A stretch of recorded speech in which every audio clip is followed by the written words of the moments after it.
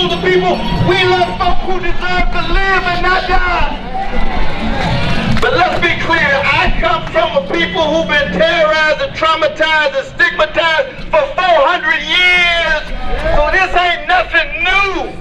We just have to straighten our backs up and know how to engage and fight back and tell each other, this ain't no fashion. You got to stay on fire for justice. And when you're on fire for justice, you're willing to tell the truth. I don't care what color, what gender, what sexual orientation.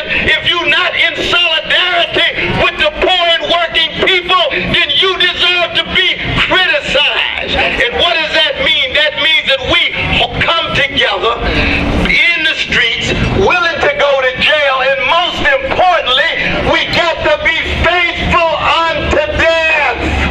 Faithful unto death. If you're not faithful unto death, you don't have a freedom movement. That's why this gathering is so historic, because the world believes we're running out of gas. Well, we ain't running out of gas at all.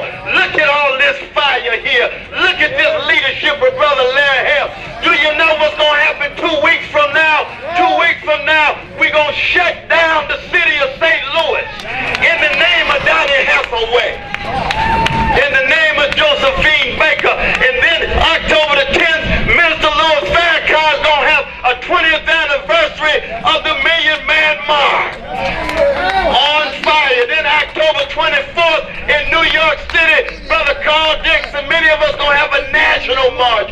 What does that mean? That means we don't have to agree on everything, but if you're willing to be faithful unto death and tell the truth, and the condition of truth is always to allow suffering to speak, and the suffering begins with the young folk, the elder folk, those in the prison, those in the hood, in the projects, and it spills over, yes, but it's also about love. Because 48 years ago, there was a rebellion that took place, not just here, but in Plainsfield too. And 2 weeks later in Detroit. And by the end of the summer, the whole summer was dancing the Martha and the Vandellas, because they were dancing in the street, fighting in the street, bearing witness in the street. Why were they doing it in 1967? And I want to add a footnote. John Coltrane died the last day of the rebellion in Newark, y'all. His very spirit, with all of those screams and shrieks in that saxophone, with that sophisticated technique and craft, but grounded in struggle for freedom. Oh yes!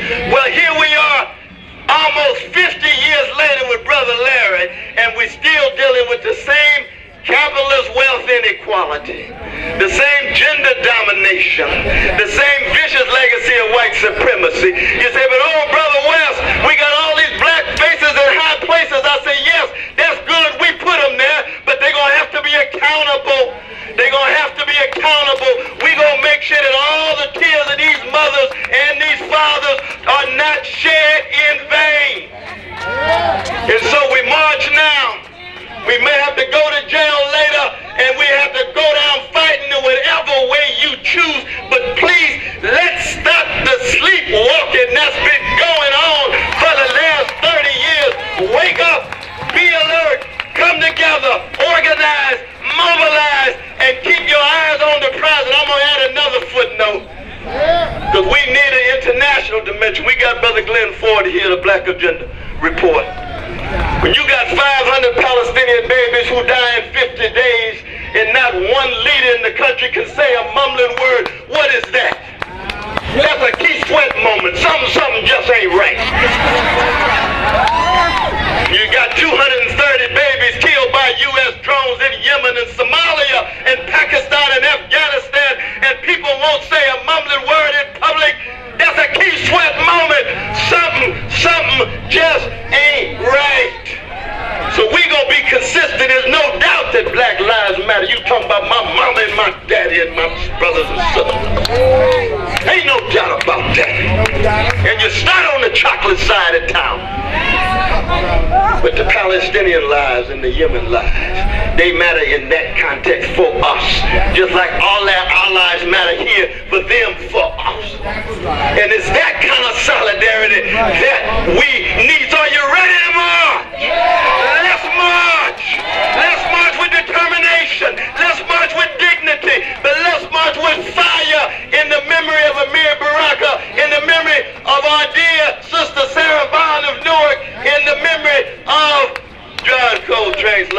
me.